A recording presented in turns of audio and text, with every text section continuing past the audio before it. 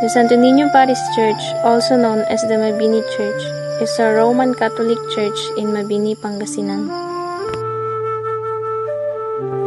Established 1832 by Fray Andres del Espiritu Santo.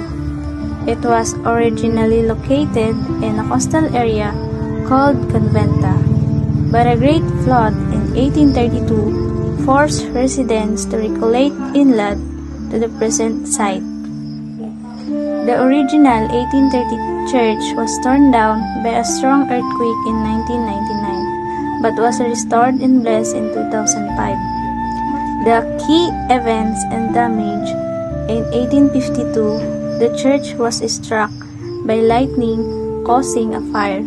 In 1999, a powerful earthquake on December 12 caused the church to be torn down, with only a few structural components in the foundation remaining intact. Restoration and reconstruction.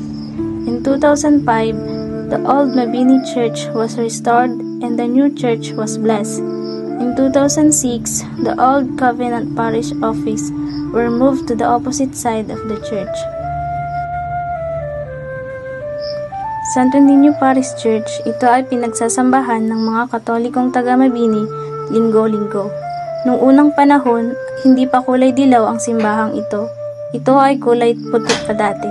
At sabi ng karamihan, ang simbahan na ito ay kahoy pa bago naging bato.